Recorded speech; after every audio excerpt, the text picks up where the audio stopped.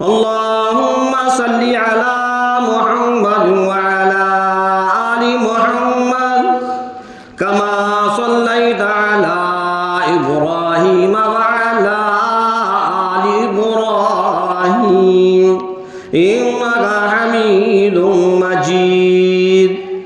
अल्लाहुम्मा बारिक अला मुहम्मद व अला आलि मुहम्मद कमा बारकता अला इब्राहीम व अला आलि इब्राहीम इन्नका हमीदुम मजीद।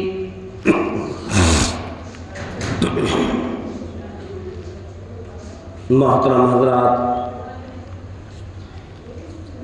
सामीन इकराम, अजीज़ साथियों और मेरी पर्दा नशी बहन बेटी माँ,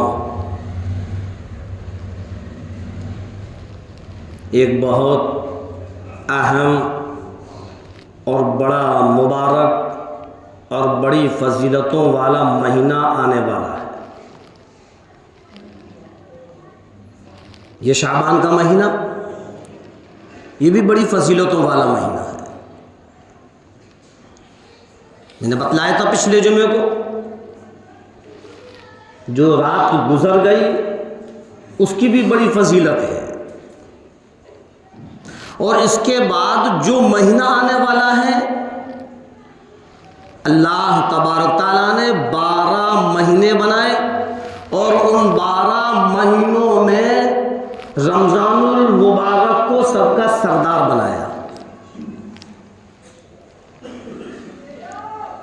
और ऐसी बरकतों वाला महीना आ रहा है, ऐसी रहमतों वाला महीना आ रहा है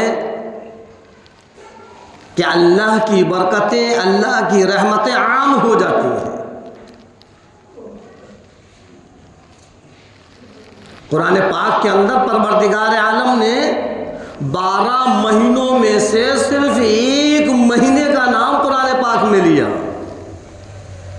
और जिस महीने का नाम कुरान पाक में आ जाए उससे बेहतर क्या होगा। हाँ, अल्लाह के रसूल इमामुल अंबिया सरकार दो आलम सल्लल्लाहु अलैहि वसल्लम सहाबा इकराम को शाबान के महीने में ही रमजानुल मुबारक के महीने के लिए फरमाया करते थे कि ऐ सहाबाओ, रमजान का महीना आने वाला है, कमर वाबस्ता हो जाओ, तैयार हो जाओ, बड़ा मुबारक महीना आने वाला है, बड़ी फजीलतें हैं उस महीने की। हाँ, आहिस्ता आहिस्ता आहिस्ता आहिस्ता बिल्कुल एकदम करीब आ गया। कुछ ही दिन हैं, 17 तारीख हो चुकी, 13 दिन और हैं, 13 या 12, और उसके बाद वो महीना शुरू हो जाएगा। उस महीने की फजीलतें, उस महीने की अहमियत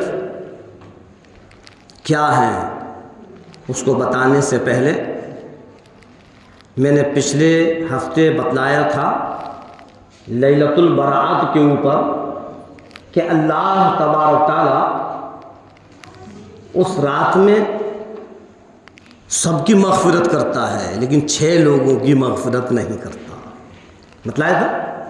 और उन 6 लोगों में 2 को तो मैंने बतला दिया था, 4 रह गए थे। तो पहले मुनासिब ये है कि उन्हीं 4 लोगों को बताया जाए।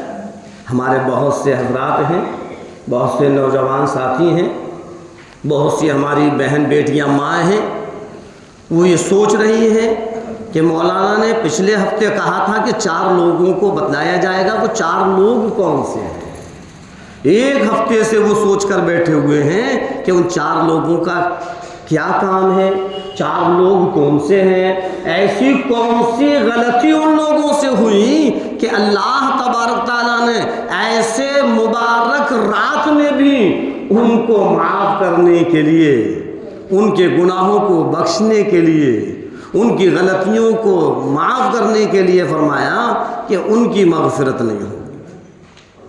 मेरे अजीज़ों, मेरे दोस्तों, मेरे नौजवान साथियों, याद रखना, वाज, बयान, तकरीर सुनने के लिए नहीं है कि हमने सुना और ख़त्म कर दिया, बल्कि जो हमने सुना है उस पर अमल करें। असल चीज़ तो अमल है, और अमल से ही कामयाबी है। अगर अमल नहीं, कोई कामयाबी नहीं। कितने भी अच्छे मुकर्रिर का आप बयान सुन लें, कितने भी बड़े वली अल्लाह का आप बयान सुन लें, लेकिन अगर अमल नहीं तो आपका सुनना बिल्कुल बेकार है। अमल करो। पूरे बयान में इतनी हदीसें, कुरान की आयतें जो बयान होती हैं, इंशाअल्लाह उन तमाम बातों में से अगर एक बात पर भी हमने अमल कर लिया तो हमारे लिए कामयाबी है। हाँ, बतलाया था मैंने कि पहला इंसान तो मुशरिक है, और दूसरा इंसान माँ बाप का नाफरमान है।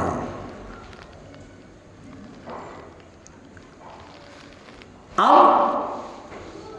जो हम इस बयान को सुनकर गए, और आम तौर पर हम और आप सुनते रहते हैं, तो फिर अपने अंदर जरा गौर करें और अपने ज़मीर को झंझोड़ें और सोचें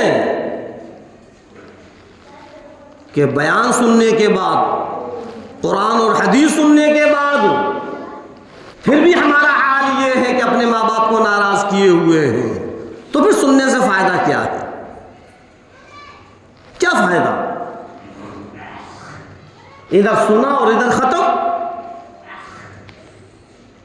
जो हमारा पहले हाल था वही अब है। पहले भी हम उनको नाराज किए हुए थे, आज भी नाराज किए हुए हैं। पहले भी हमारी तरफ से उनका दिल दुखा हुआ था, आज भी दिल दुखा हुआ है। नहीं मेरे अजीजों, याद रखना, सहाबा किराम की आदतें शरीफा थी कि जिस बात को सरकार दो आलम सल्लल्लाहु अलैहि वसल्लम से सुन लिया करते थे, फौरन उस पर अमल करना शुरू कर दिया करते थे। और सहाबा किराम अपनी नजरों को इमामुल अंबिया सरकार दो आलम सल्लल्लाहु अलैहि वसल्लम के लबों की तरफ रखते थे कि कब आपके लब मुबारक से कब कोई ऐसी बात निकले जो नसीहत आमेज हो और हम उस पर अमल करें। तो अल्लाह तबारक तआला ने इन उलमाए किराम को बड़ा मर्तबा दिया है। हाँ, आलिम दीन की बड़ी फजीलत है, इनका एक अलग मकाम है जिसके बारे में सरकार ये फरमा दे, अल उलमाउ वरसतुल अंबिया, कि उलमा अंबियाओं के वारिस हैं, तो क्या उनका मकाम कम है? अरे जो काम परवरदिगार आलम ने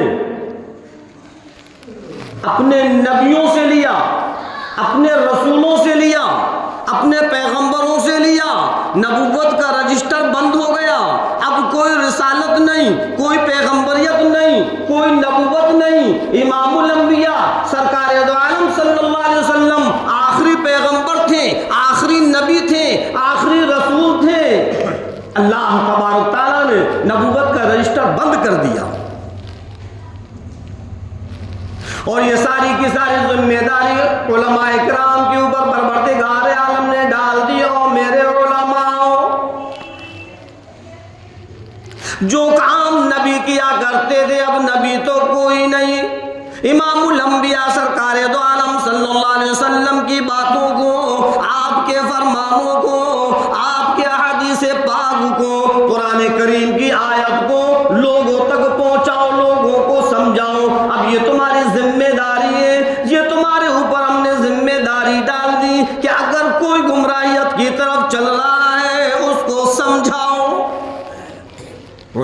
बड़ी जिम्मेदारी है। उलमाओं का काम समझाने का है। जब ये तो कहा अल उलमा वरसतुल अंबिया, उलमा अंबियाओं के वारिस हैं। हमें इन उलमाओं की कदर करनी चाहिए, इनका अदब एहतराम करना चाहिए। हमने पहले देखा था, जब हमारा बचपना था, लोगों के अंदर कुछ उलमाओं का अदब एहतराम था। अगर चंद लोग जुए के फड़ पर बैठे हुए हैं और जुआ खेल रहे हैं और कोई आलिम अगर निकल कर जाता था, वहीं के वहीं सब कुछ खत्म कर कर खड़े हो जाया करते थे। और आज ऐसी बेअदबी कि कितना भी बड़ा आलिम आ जाए, हम अगर बैठे हैं तो बैठा ही है, अगर हम खेल रहे हैं तो हम खेल ही रहे हैं, हम नहीं उठेंगे। होंगे आलिम तो अपने आप को, है या नहीं ये बात? अगर कोई हंसी मजाक हो रही है, कोई गाली गलौज हो रही है, कोई आलिम दीन निकल कर जा रहे हैं, वहीं के वहीं रुक जाया करते थे, खामोश हो जाया करते थे। यहाँ तक कि अगर कोई डेग डिब्बे बज रहे हैं, कोई गाना बजाना हो रहा है, अगर उस रास्ते से आलिम दीन निकल रहा है, वहीं के वहीं सब कुछ बंद कर दिया करते थे। ज़्यादा पुरानी बात नहीं है, ये मेरे बचपने की बात है। जब मेरा बचपना था तो इतना खौफ था और इतना डर था और उलमा इकराम का इतना अदब एहतराम था। आज कहाँ गया वो अदब एहतराम? और उलमाओं का ही नहीं, बल्कि जो अपने से बड़े थे उनका भी अदब एहतराम था, आज वो भी खत्म हो गया। अगर कोई सिगरेट पी रहा है और उसका बड़ा भाई आ गया, या उसने देखा कि अब्बा आ रहे हैं, या अब्बा तो बहुत दूर उसने देखा कि अब्बा के दोस्त आ रहे हैं, वो वहीं के वहीं फेंक देता था और सीधे आगे बढ़ जाता था। आज कोई भी आया, हम पी रहे हैं तो पी रहे हैं, हमें कोई मतलब नहीं किसी से, हम अपने शौक में लगे हुए हैं। मेरे नौजवान साथियों, सुधर जाओ, होश में आ जाओ। तुम एक मुसलमान हो, इस्लाम की फहरिस्त में हो तुम, कोई ऐसा काम मत करो जिससे कि अल्लाह और उसके रसूल नाराज हो जाए। हाँ, तो बतला रहा था, अल्लाह के रसूल सरकार दो आलम सल्लल्लाहु अलैहि वसल्लम ने फरमाया, अल उलमाउ वरसतुल अंबिया, तो उलमा अंबियाओं के वारिस हैं।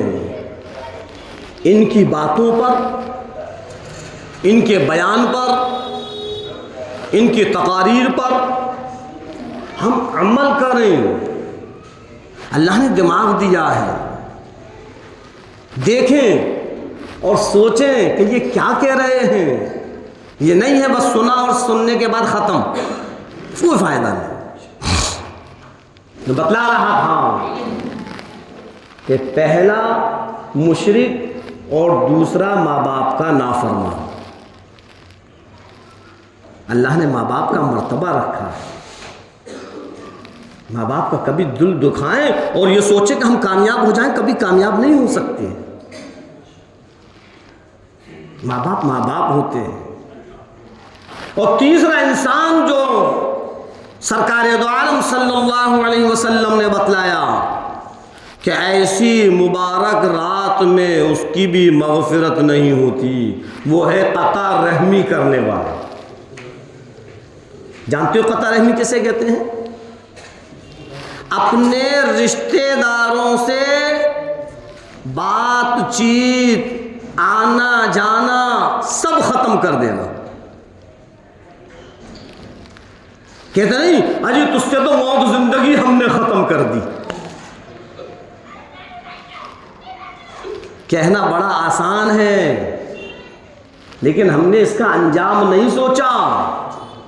क्या किसी से मौत जिंदगी खत्म करने की इस्लाम इजाजत देता है? बड़ी आसानी से हम कह देते हैं हमने तुमसे मौत जिंदगी खत्म कर दी। अल्लाह के रसूल इमामुल अंबिया महबूबे किबरिया मदनी करीम सल्लल्लाहु अलैहि वसल्लम का फरमान है, जो मेरे नबी तेरे नबी सारी की सारी कायनात के नबी, इरशाद फरमाया मदनी करीम सल्लल्लाहु अलैहि वसल्लम ने, अगर कोई इंसान, अगर कोई मुसलमान, अगर मेरी उम्मत का कोई भी फर्द किसी से 3 दिन के अंदर अंदर अगर वो बातचीत नहीं करता, फलैसा मिन्नी, तो वो मेरी उम्मत में से नहीं। कितनी सख्त वईद है उन लोगों के लिए जो आपस में बातचीत खत्म कर देते हैं। कितनी सख्त वईद है उन लोगों के लिए जो अपने आप को कहते हैं भाई हमें तुझसे मिलना नहीं है, मौत जिंदगी खत्म हो गई, ना तू हमारे पास आना, ना हम तेरे पास आएंगे, ना तुझे हमसे कोई वास्ता है, ना हमारा तुझसे कोई वास्ता है, तुझे घर में आने की इजाजत नहीं, हम तेरे घर नहीं जाएंगे, मौत जिंदगी खत्म। कहाँ जाओगे फिर? सरकार ने तो फरमा दिया मेरी उम्मत में नहीं है वो, और जिसके बारे में आप फरमा दें कि फलैसा मिन्नी, मेरी उम्मत में से वो नहीं है, तो कल क़यामत के दिन में आज़ार हश्र में जहां सरकार दो आलम सल्लल्लाहु अलैहि वसल्लम अपनी उम्मत की सिफारिश करेंगे, तो फिर हम कहां होंगे उनके पास?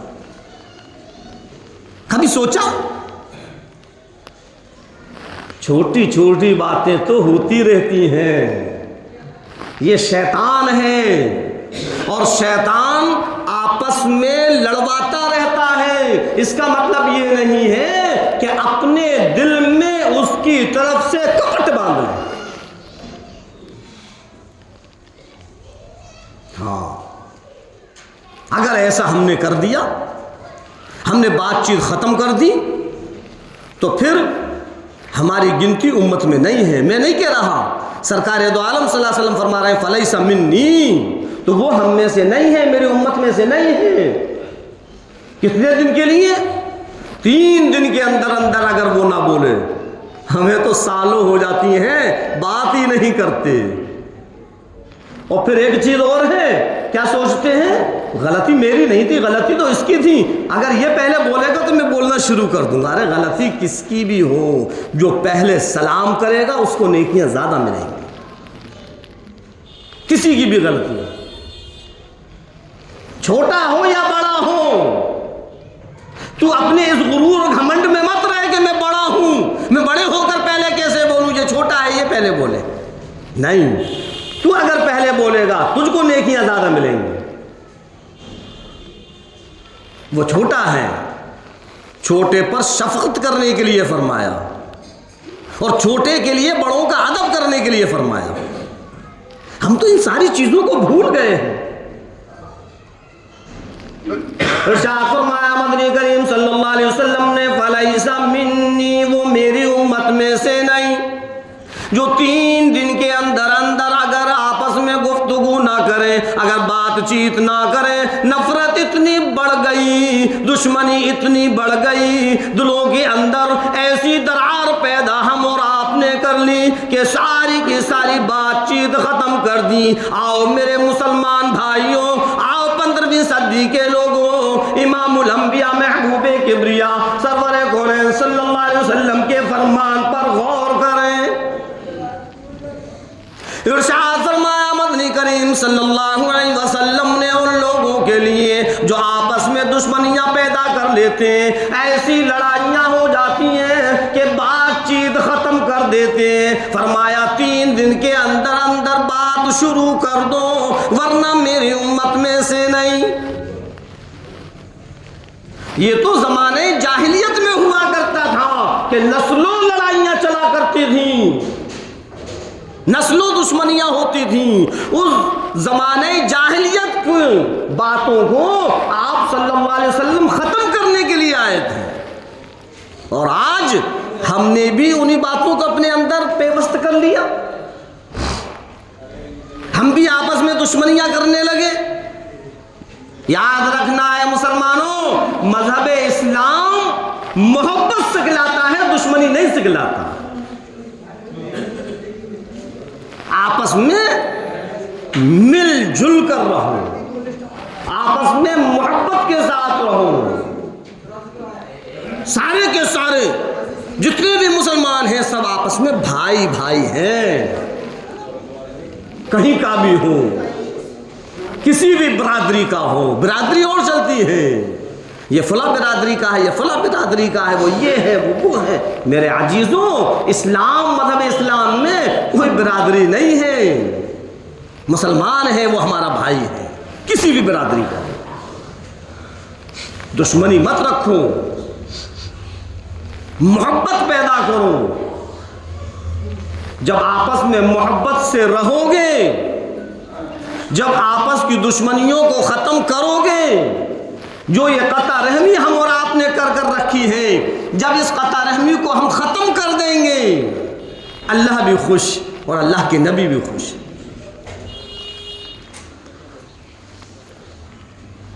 आज का मामला तो ये है, भाई भाई से नहीं बोलता। भाई भाइयों के अंदर ऐसी दुश्मनियां हैं, एक दूसरे के खून के प्यासे बने हुए हैं। और एक चीज और बतला दूं, कुछ लोग ऐसे होते हैं जो हमें अपने आप से जलते हैं। वो ये सोचते हैं कि ये दोनों भाई इसी तरीके से अलग अलग रहें। अब वो उसके सामने उसकी बुराइयां शुरू कर देते हैं और दूसरे के सामने उसकी बुराइयां शुरू कर देते हैं। भले ही वो कुछ नहीं कह रहा, लेकिन कुछ लोग ऐसे होते हैं कि उसके मुंह पे उसकी बुराई और उसके मुंह पे उसकी बुराई, उससे दिलों के अंदर और नफरत पैदा हो जाती है। अच्छा, वो मेरे लिए ऐसे बोल रहा था, अच्छा वो ऐसे बोल रहा था, मैं तो ये सोच रहा था कि चलो उसकी गलती को माफ़ कर दूं और लाओ मैं ही बोलना शुरू कर दूं, लेकिन तुमने, अच्छा हुआ तुमने मुझे बतला दिया, उसके दिल में मेरी तरफ से भी इतनी नफरत है, अब मैं भी नहीं बोलूँगा। हाँ हाँ, ऐसा भी हो रहा है। इधर उधर के लोग और लगाई बुझाई कर कर और आपस की दुश्मनियों को और मजबूत करवा देते हैं। मेरे अजीजों, इधर उधर की बातों में मत आओ। भाई भाई होता है, वो तो ये चाहते हैं इन दोनों की भाइयों की ताकत को अलग अलग कर दें, इसी तरीके से दोनों भाई बट जाएं अलग अलग। लेकिन अल्लाह ने हमें अक्ल दी है, हम अपने इस अक्ल का इस्तेमाल करें, किसी के भड़कावे में, किसी के बहकावे में ना आए। और इतने बड़े मजमे में अगर कोई ऐसा इंसान है जो अपने भाई से दुश्मनी रखता है, खुदा के वास्ते अपनी उस दुश्मनियों को खत्म करो। हाँ, भाई से बढ़कर कोई नहीं होता। कुछ ऐसी गलत फहमियां हो जाती हैं, कुछ ऐसी बातें सामने आ जाती हैं जिससे शैतान उसकी तरफ से नफरत डलवा देता है। बैठकर सुकून से अगर हम बात करें अपने भाई से, तो ऐसा नहीं है वो बात नहीं मानेगा। हाँ, कुछ ऐसी बातें होंगी जो उसके कानों तक पहुंची होंगी, तुम तो मेरे बारे में ऐसा सोच रहे थे, तुम तो ऐसा कह रहे थे, मुझे तो बतलाया था, बतलाओ तुमने ऐसा नहीं कहा। अब वो क्या, अच्छा अगर मैंने ऐसा कहा तो तुम भी तो ऐसा कह रहे थे। इन पुरानी बातों को खत्म करो। हमने क्या कहा, तुमने क्या कहा, इसको खत्म करो और अब कहो मेरे भाई, कोई दुश्मनी नहीं, कोई नफरत नहीं, तू मेरा भाई है, मैं तेरा भाई हूं। हम अपनी ताकत को यूं बांटे नहीं, समझाएं, बैठें, इंशाअल्लाह फिर वही मोहब्बत शुरू होगी। और ये अदावत और ये नफरत कब तक? अगर इसी तरीके से कशीदगी रही और लोगों के बहकावे में आते रहे तो फिर हम कब्र में चले जाएंगे, लेकिन ये नफरत खत्म नहीं होगी। और जब मैदान हश्र में अल्लाह के रसूल इमामुल अंबिया महबूब किबरिया सरवर कौनैन सल्लल्लाहु अलैहि वसल्लम के सामने पहुंचेंगे, आप हम हर एक के लिए सिफारिश करेंगे, लेकिन हम ऐसे बदबख्त होंगे कि हमारी सिफारिश नहीं होगी। पहले ही बतला दिया, फलैसा मिन्नी, वो मेरी उम्मत में से नहीं, जो 3 दिन के अंदर अंदर अपने आपस में गुफ्तगू शुरू ना करे, अपनी दुश्मनियों को ख़त्म करो, अदावतों को ख़त्म करो। मेरे अजीजों, मेरे दोस्तों, फिर वही मोहब्बत पैदा करो जैसे कि तुम पहले मोहब्बत से रहा करते थे। छोटी सी जिंदगी है, छोटी सी, कब खत्म हो जाए पता नहीं है। कहीं ऐसा ना हो कि हम अपने भाई की तरफ से, अपनी बहन की तरफ से दुश्मनियों को, नफरतों को कब्र तक ले जाएं। हाँ, फरमाया मदनी करीम सल्लल्लाहु अलैहि वसल्लम ने, तीसरा इंसान वो है जो कता रहमी करता है, अपने रिश्तेदारों से बातचीत खत्म कर देता है, आना जाना खत्म कर देता है, जिसके दिल के अंदर दुश्मनी पैदा हो जाती है, अदावतें पैदा हो जाती हैं, जिसके दिल के अंदर नफरतें आ जाती हैं। कता रहमी करने वाले की भी परवरदिगार आलम मग़फ़िरत नहीं करता। छोटी सी जिंदगी है, कब खत्म हो जाए कोई पता नहीं। मेरे अजीजों, मेरे दोस्तों, एक पते की बात बतलाऊं, पल्ले बांध कर ले जाना। आज हमारी जो ये सांस चल रही है, कब रुक जाए कोई पता नहीं। एक मर्तबा इमामुल अंबिया महबूबे किब्रिया सरवरे कौनैन सल्लल्लाहु अलैहि वसल्लम ने साहबे कराम से अर्ज किया कि तुम अपनी जिंदगी की कितनी उम्मीद रखते हो। एक साहबी कहने लगे, सुबह की नमाज पढ़कर जोहर पढ़ पाऊं या ना पढ़ पाऊं। एक साहबी कहने लगे, जोहर पढ़कर असर पढ़ूं या ना पढ़ूं, कोई पता नहीं। इरशाद फरमाया मदनी करीम सल्लल्लाहु अलैहि वसल्लम ने, तुमने बड़ी बड़ी उम्मीदें बांध रखी है। अरे एक सजदा करने के बाद दूसरा सजदा हो या ना हो, इसकी भी खबर नहीं। छोटी सी जिंदगी है, छोटी सी, छोटी सी जिंदगी में कितनी टेंशनें हमने अपने दिमागों के अंदर भर ली हैं। इधर कारोबार की टेंशन, इधर भाई की नफरत की टेंशन, इधर बहन की तरफ से हमने नफरत की टेंशन अपने दिमाग में डाल ली। कोई अपने भतीजे से नहीं बोलता तो कोई अपने चचा से नहीं बोलता, कोई अपने खालू से नहीं बोलता, कोई अपने भांजे से नहीं बोलता। कितनी हमने नफरतें पैदा कर ली हैं। कभी हमने ये नहीं सोचा कि आओ मदनी करीम सल्लल्लाहु अलैहि वसल्लम के फरमान को सुने कि अगर हम नफरतों की जिंदगी गुजारेंगे तो सरकार का फरमान क्या है। खुदा की कसम, अल्लाह के रसूल इमामुल अंबिया सरकार दो आलम सल्लल्लाहु अलैहि वसल्लम ने हमारे लिए हर एक चीज को बतला दिया है। छोटी सी जिंदगी है, हंसी खुशी इस जिंदगी को गुजारो। दुश्मनियां और अदावतों और नफरतों में मत रहो। पानी के बुलबुले की तरीके से हमारी जिंदगी है, कब खत्म हो जाए कोई पता नहीं है।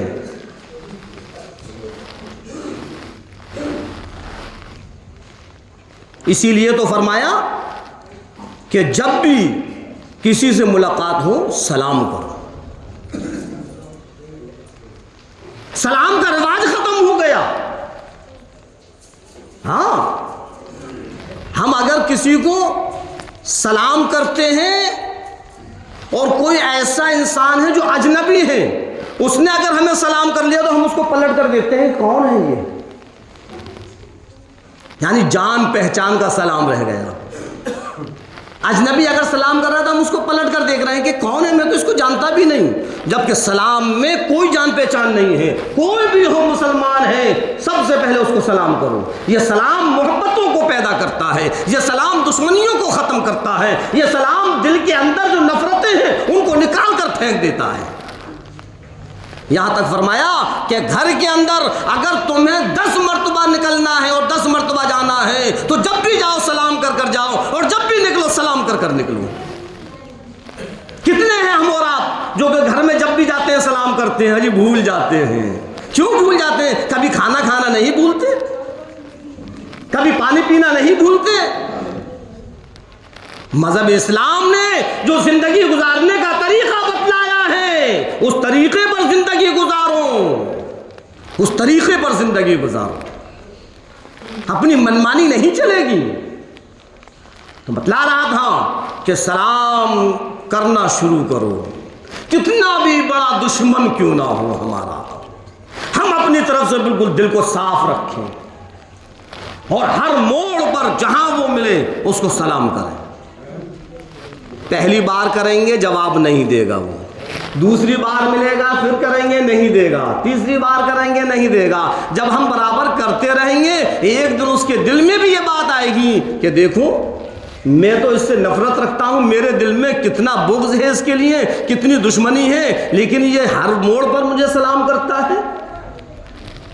एक दिन वो आएगा कि वो तुम्हारे सलाम का जवाब दे देगा। और खुदा की कसम जब उसने तुम्हारे सलाम का जवाब पलट कर दे दिया तो दिल से नफरतें खत्म हो जाएंगी। अब अगर हम ये सोचें कि पहले वो सलाम करे, नहीं, हम अपने बारे में सोचें कि पहले हम सलाम करेंगे, हमें सवाब ज्यादा मिलेगा, हमें नेकियां ज्यादा मिलेंगी। हाँ, इस कता रहमी को खत्म करो, सिला रहमी शुरू करो, बातचीत करना शुरू करो, दुश्मनियों को ख़त्म करो। अल्लाह बड़ा नाराज़ होता है उन लोगों से जो आपस में दुश्मनियाँ पैदा कर लेते हैं। अरे हम नमाज क्यों पढ़ रहे हैं? गौर करना, बड़े पते की बात बतला रहा हूँ। हम नमाज क्यों पढ़ रहे हैं? अल्लाह हमसे राज़ी हो जाए, इसीलिए पढ़ रहे हैं। हम जिक्र अज़कार क्यों करते हैं? अल्लाह हमसे राज़ी हो जाए। हम रोज़े रखते हैं, अल्लाह हमसे राज़ी हो जाए। हम ज़कात देते हैं, अल्लाह हमसे राज़ी हो जाए। हर नेक अमल हम इसलिए करते हैं अल्लाह राज़ी हो जाए। लेकिन हम दिलों के अंदर दुश्मनियाँ रखें, नफ़रतें रखें, अदावतें रखें, अब अल्लाह हमसे राज़ी नहीं होगा चाहे कितनी हम नमाज पढ़ें। याद रखना बात को। अगर किसी की तरफ से दुश्मनी हमारे दिल के अंदर, नफ़रत हमारे दिल के अंदर, अदावत हमारे दिल के अंदर है, हम नमाज़ें पढ़ते रहें, हम सोचे नमाज से काम चल जाएगा, नहीं, अल्लाह पकड़ करेगा कि तूने अपने मुसलमान भाई से दुश्मनी क्यों रखी थी। इसलिए खुदा के वास्ते इन दुश्मनियों को, इन अदावतों को, इन नफरतों को ख़त्म करें। ऐसी मुबारक रात में जहाँ सबकी मग़फ़िरत हो रही है और अल्लाह के रसूल सरकार दो आलम सल्लल्लाहु अलैहि वसल्लम ने फरमाया कि उसकी मग़फ़िरत नहीं होगी जो आपस में दुश्मनियाँ रखते हैं, नफ़रतें रखते हैं, अदावतें रखते हैं, कता रहमी करने वाले हैं। कितने लोग हो गए? मुशरिक, माँ बाप का नाफरमान और कता रहमी करने वाला। हाँ, इरशाद फरमाया मदनी करीम सल्लल्लाहु अलैहि वसल्लम ने, उसकी भी मग़फ़िरत नहीं जो दायमी शराब पीने वाला।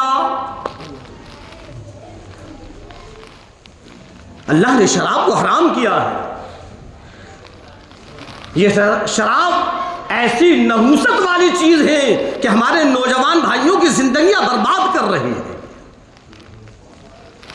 कोई कूड़े के ढेरों पर पड़ा हुआ है, तो कोई सड़कों पर पड़ा हुआ है, तो कोई नालियों में पड़ा हुआ है। क्या है? शराब पीकर लुढ़क गए,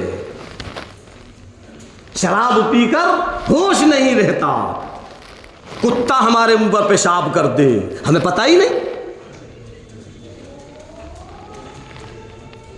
जरा सोचो, ऐसी नहूसत वाली चीज, ऐसी नहूसत वाली चीज, और हमारा ज़मीर, हमारा दिल, हमारा दिमाग कैसे गवारा कर लेता है कि उसको हम अपने लबों से लगाएं और अपने हलक के अंदर उतारें। कैसे गवारा कर लेता है? अरे पीने की चीजें बहुत हैं, दूध पियो, शहद पियो, शरबत पियो, शराब ही पीने को है? इतनी नहुसत वाली चीज है, इतनी नहुसत वाली चीज है। बतलाया कि जिस कपड़े पर लग जाए वो कपड़ा भी नापाक, जिस बर्तन पर लग जाए वो बर्तन नापाक। जब कपड़ा नापाक, बर्तन नापाक, तो फिर हमारा जिस्म का क्या होगा जो हम अपने अंदर उसको उतार रहे हैं। इसलिए फरमाया कि उसकी भी मग़फ़िरत नहीं जो दायमी शराब पीने वाला है। मेरे नौजवान साथियों, अल्लाह से तौबाएं करो। और जो ये भीड़ लगी हुई है, जहां देखो ठेकों पर मुसलमानों की तादाद लगी हुई है, क्यों? हम अल्लाह से बागी हो गए, हम अल्लाह के नबी सरकार दो आलम सल्लल्लाहु अलैहि वसल्लम के फरमान से बागी हो गए। अरे ये बागी होना ही तो है जो हम आपके फरमान पर अमल नहीं कर रहे। अल्लाह ने फरमाया, मेरे बंदों, ये नहुसत वाली, ये बदबूदार इस शराब से बाज आ जाओ, मैं फिर जन्नत के अंदर ऐसी शराब पिलाऊंगा, ऐसी शराब पिलाऊंगा, शराबन तहूरा, जो पाक और साफ शराब हो, जिसमें खुशबू ऐसी होगी, ऐसी खुशबू होगी जो कि हम और आपने उस खुशबू को देखा नहीं है। लेकिन वो कब मिलेगी? वो जब मिलेगी जबकि इस नापाक, ये जलील, ये बदबूदार, ये नहुसत वाली शराब से हम बचेंगे। और कितने बड़े बेवकूफ हैं वो लोग, पैसा भी अपना खर्च कर रहे हैं और कुत्तों से अपना मुंह भी चटवा रहे हैं, नालियों में अपने आप को गिराए हुए हैं, कूड़ों के ढेर पर पड़े हुए हैं। ये बेवकूफी नहीं है, क्या है? जिस वक्त अल्लाह तबारक ताला ने इस शराब के लिए कहा था कि जब तुम शराब की हालत में हो तो नमाज के करीब मत जाना, अभी हराम नहीं हुई है, अभी हराम नहीं हुई है, ये उस वक्त का वाक़या बतला रहा हूं कि अल्लाह ने सिर्फ ये कहा था कि जब तुम नशे की हालत में हो तो नमाज के करीब मत जाना। वरना हाल ये था कि जिसके घर में जितनी पुरानी शराब हुआ करती थी उतना ही अमीर और उतना ही इज्जत वाला उसको समझा जाता था। लेकिन परवरदिगार आलम से, परवरदिगार आलम की तरफ से ये आयत नाज़िल हो गई। जिब्राइल अलैहिस्सलाम इस आयत को ले आए कि अल्लाह के नबी, खुदा का फरमान आ गया, खुदा का कलाम आ गया, वही आ गई, इन लोगों को बतला दो कि जब तुम नशे की हालत में हो तो फिर नमाज के करीब मत जाना। इस आयत के आने से ही बहुत से सहाबाओं ने तो उसी वक्त शराब को छोड़ दिया कि ऐसी चीज जो हमें नमाज से दूर कर दे, हम उस चीज को पिए, हम नहीं पीते उस चीज को।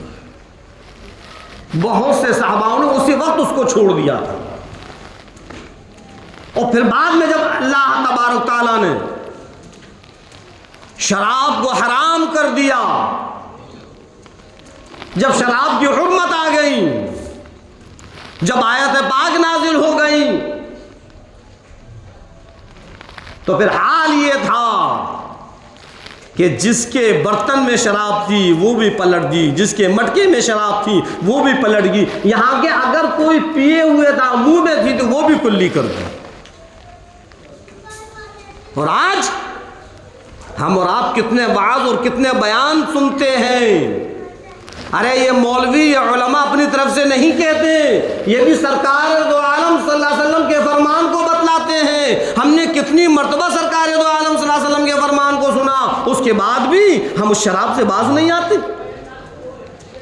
खुदा के वास्ते अल्लाह से तौबाएं करो मेरे अजीज़ों, मेरे दोस्तों, मेरे नौजवान साथियों, अल्लाह से तौबाएं करो। ये बड़ी ख़तरनाक ज़िंदगी को बर्बाद करने वाली जानलेवा ये चीज़ है जो फेफड़ों को बिल्कुल ख़राब कर देती है।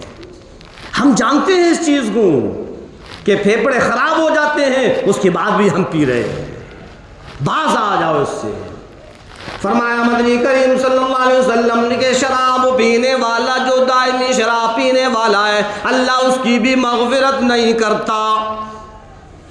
इरशाद फरमाया मदनी करीम सल्लल्लाहु अलैहि वसल्लम ने, जो एक दूसरे की तरफ से कीना कपट रखने वाला, हसद जलन वाला, अल्लाह उसकी भी मग़फ़िरत नहीं करता। हाँ हाँ, ये बीमारी भी हम लोगों के अंदर आ गई है। कुछ नहीं है, खामखाई के लिए हम उससे जल रहे हैं, उसकी दौलत से जल रहे हैं, उसकी इज्जत से जल रहे हैं, उसके वक़ार से जल रहे हैं। ये इतना इज्जत वाला कैसे हो गया, ये इतनी जल्दी इतनी दौलत वाला कैसे हो गया, इस पर इतनी दौलत कैसे आ गई, इसको ये मकाम कैसे मिल गए, बस हम इसमें ही जल रहे हैं। हमने उसकी तरफ से एक कपट अपने दिल के अंदर रख ली, हमने कीना उसकी तरफ से अपने दिल के अंदर रख लिया। अल्लाह के रसूल सरकार दो आलम सल्लल्लाहु अलैहि वसल्लम ने फरमाया कि उसकी भी मग़फ़िरत नहीं है, उसकी भी मग़फ़िरत नहीं है। हाँ, और छठा इंसान वो है जो इस बाल अपने पैंट को, अपने तहबंद को, अपने पायजामे को टखनों से नीचे लटकाने वाला। समझ में आई बात? आम फैशन चल गया है, इतनी बड़ी बड़ी मोहरियाँ इतनी बड़ी बड़ी होती हैं कि सड़क पर झाड़ू लगती हुई जाती है। क्या है ये, क्या दिखलाना चाहते हैं हम? अल्लाह के रसूल सरकार दो आलम सल्लल्लाहु अलैहि वसल्लम फरमाया कि उसकी भी मग़फ़िरत नहीं होगी जो अपने पायजामे को, अपनी पैंट को अपने टखनों से नीचे रखता है। और हमने एक आदत क्या बना ली कि जब हम नमाज पढ़ने के लिए आते हैं तब हम उसको ऊपर कर लेते हैं। अरे ये तो हर वक्त ऊपर रहना चाहिए। सिलवाओ इस तरीके से जो कि टखने खुले हुए हों, या रेडीमेड ले रहे हो तो उसको इतना इस तरीके से नाप कर लो कि हमारे टखने खुले रहें।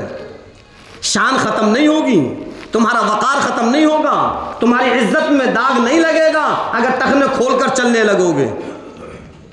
हाँ, अगर टखने ढक कर चलने लगोगे तो फिर तुम अल्लाह उसके रसूल को नाराज़ करने का सबब बन जाओगे, तुम अल्लाह उसके रसूल के नाफरमान बन जाओगे।